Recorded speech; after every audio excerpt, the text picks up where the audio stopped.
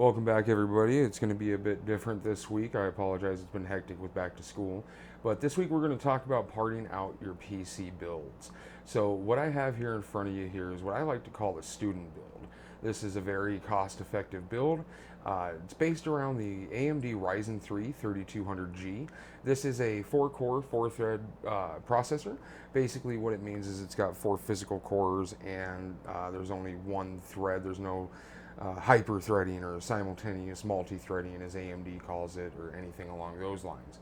I did not pick up a aftermarket cooler, as you can see. The reason for that is because the 3200G comes with a decent enough cooler for it. The AMD stock coolers are definitely a step ahead of Intel. Below that, we have a Gigabyte B450M. The M stands for Micro ATX, as you can see right here. But B450M DS3H motherboard. So this is going to be a very basic, generic motherboard. Let's kind of enlarge this a little bit. It's got a pretty basic layout here. There's no real cooling. There's a little bit of a heatsink butted up against. This is the VRM cooling. If you're following my mouse right now. These are the VRMs. This is what puts power into the processor, the RAM, and everything like that. So there's no real cooling on it. You do get 4 DIMM slots, so you can have up to 4 sticks of RAM. So upgrading is going to be fairly simple on this guy. It does come with an M.2 slot that's rated for PCIe Gen 3, so NVMe drives are going to be easy to run with this thing as well. Now, there is one caveat with this, because it is a B450, you may need a BIOS update. And if you do need one, then you would need a chip that's already compatible, a processor that's already compatible with the motherboard.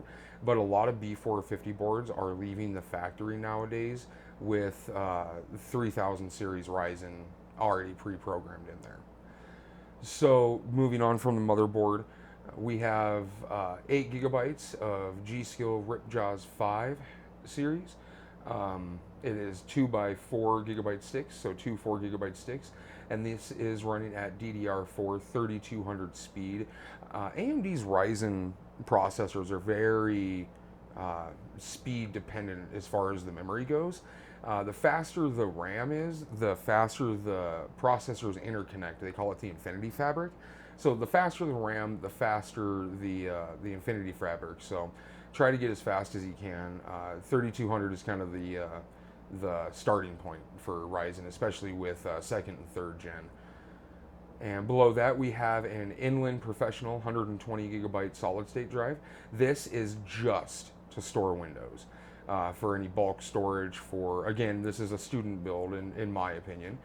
So any like bulk storage for papers or textbooks or anything like that. Even games, this thing can handle some esports titles on like 720p medium kind of settings. So nothing fancy, but definitely get a little bit of relaxation time in as well. But you have a 2 terabyte spinning hard drive for your mass storage.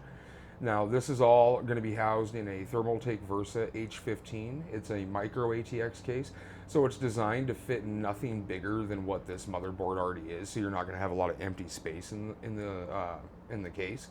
So that's what I liked about it. Plus, if let's go in here. If you look at the front, let's pick this one. If you look at the front here, this is all mesh. So all of this is going to allow airflow in. If I remember right, it only comes with this one rear fan, but you can either move that to the front, or you can pick up another fan or two and throw those in the front, and that'll get you a lot better cooling as well. Let's go ahead and go back here. To power all this, we're using an EVGA 80 plus bronze. That just means it has a certain efficiency level at 80% load usage. So 80 plus bronze, so it's what I feel is probably bottom of the barrel of what anybody should really be considering. But it is a 450 watt unit. If you look up here, the nice thing about PC Part Picker is that it gives you an estimated wattage usage. So it's estimating that there's 162 watts of power draw out of all this stuff here. So 450 watts is definitely more than enough. Later on down the road, you could throw in a new processor. You could even add a dedicated video card if you really wanted to. Now, the cool thing about all this is it does come out to, including shipping, $397.91 at the time of film.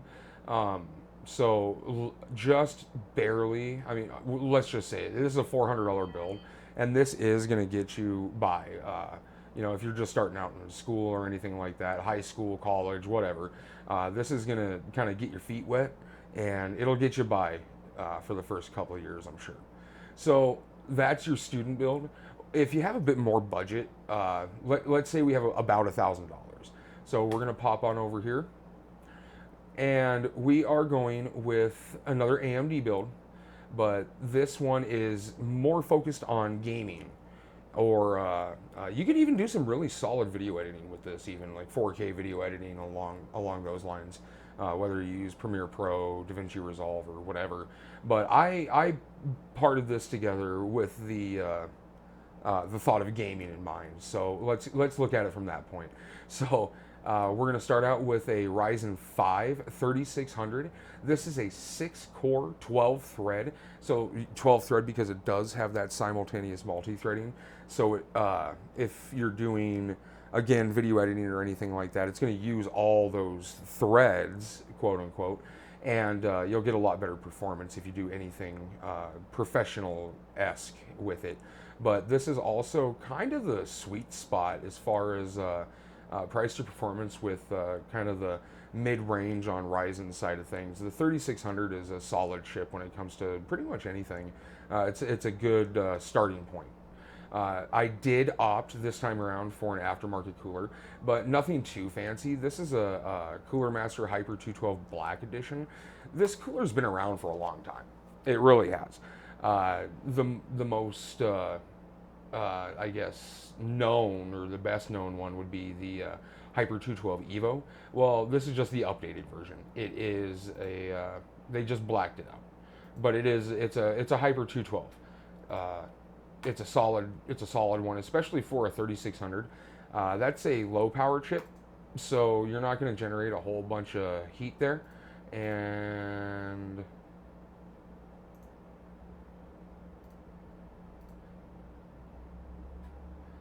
so that, again, that 3600, it's not going to generate a lot of heat. So that Hyper 212 Black is going to handle it just fine. So the motherboard, we went with another micro ATX board. This one is the MSI MAG or MAG B550M. It is AMD's new kind of mainstream, I guess you could say. It's a bit more on the budget end of their 500 series boards. The X570 line gets really expensive really quick. B550 is a bit better than the new A520, which is pretty stripped down. I'm not a fan of the A series. I just go for B or X on AMD side. Or honestly, if you do Intel, if you get anything that has a K on it for your processor, get a Z series motherboard. Otherwise, you're wasting features, because the K on Intel indicates that it's overclockable. So you can only overclock on Z series motherboards with Intel. With AMD, all of their processors are overclockable, but that A series board, you can't overclock. So that's, again, another reason I went with the B550. $130, it is a bit up there for a B series board, but it's a solid one. I mean, plus it looks really cool in my opinion. I really dig the heat sinks over the chipset, and remember that VRM that I was showing you on that Gigabyte board? Well, it's all under this gigantic slab of aluminum that's got some fins cut into it. So I mean, it's not a proper heat sink or anything, but it's definitely going to give you a lot better cooling than that Gigabyte board. And this is also going to be compatible with AMD's 4000 series, their 4th gen Ryzen. Caveat: if you're thinking about trying to put this 3200G with this B550, you can't. The B550 boards do not support the Ryzen 3 3200G or the Ryzen 5 3400G, and it's because Even though they're 3000, they're actually based off of the second gen architecture. And the B550 series does not support second gen. It only supports third gen, and when it launches, it'll support fourth gen. So we upped our RAM this time. We're doing 16 gigs.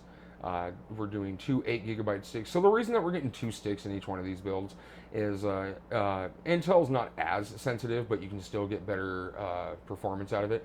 If you do dual channel is what it's called. So you got two DIMMs per channel. That's why these two are black and these two are gray on this Gigabyte board right here. But if you put them in the gray slot, furthest away, if you only have two DIMMs, you want to put them in the furthest away and then skip.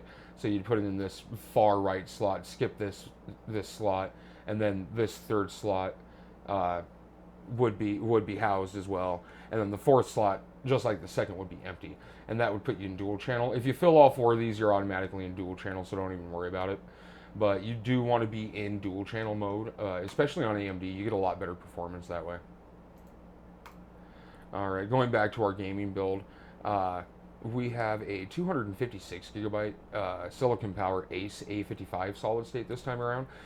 My thought process behind this was throw Windows on here and maybe one or two of your favorite games, depending on what that is.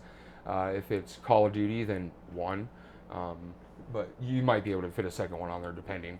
And then again, 2 terabyte hard drive, spinning hard drive for mass storage for more games. For the video card, again, this is a gaming build. I picked out a Gigabyte GeForce RTX 2060, the original 2060, so it's 6 gigabyte VRAM, and this is their OC model, but it's got dual fans on there for cooling, and this is a pretty popular choice as far as the 2060 goes. So, plus it's all black. It kind of matches with the rest of our builds so far. Now we swapped out for a bit nicer of a case, in my opinion. I've used this. This is a Fractal Design Mini C with a tempered glass side panel. I've used this exact case in a buddy's build of mine, and honestly, he's never had a problem. Now, granted, I didn't build him a super high-end machine or anything like that, but it works just fine. Everything stays nice and cool. He's never had a complaint about it. I highly doubt you'll run across this, but just because I did, when I got this for my buddy, this back fan right here, because it's going to have one in the front, about right here, and then one in the back. This one in the back, when I got it, was dead. But I had a spare fan, so it didn't matter. So that's our case. I think the aesthetics on that one are a lot better. Plus, I know it looks like it's got a closed off front panel, but if you look closely, let's look at this guy. The opening right here, the fans are placed behind all this. So there's actually about a good, maybe more than a half an inch. I never actually measured it, but there's a good gap in here that allows fresh air to get in there really well. So powering all this, we have a Seasonic S12 550 watt, 80 plus bronze again. This is non-modular, but it's going to give us a bit more juice. Again, if you look up here, it shows 339 watts on estimated usage. So 550 is going to be plenty to run this system. It gives us a little bit of leeway, but if you want to upgrade any of this, you may end up having to splurge for a new power supply too. But you should be all right for a while there. So there's our builds. Our just about $400 student build and our around $1,000 gaming build. If you notice, not one component was like just dumped a whole bunch of cash on. We look for balance. We want the best CPU, the best graphics card that we can get within the budget that we have. Sometimes that means going with integrated graphics like our student build. But it's all about balance. It's all about getting the best that you can for the budget that you have available. So just keep that in mind when you're putting together your lists. If you need help or want some guidance or anything like that, just leave a comment below. I'd be more than happy to help you out. So go ahead and get subscribed to the channel. Hit that bell icon, because next week we're going to actually build a computer. It's not any of the builds that we talked about today. I have a AMD Ryzen system, and it needs a little bit of maintenance, so we're going to tear it apart, and I'm going to show you how to put it all back together. But so again, join us next week, get subscribed, hit that bell, and you have a good one.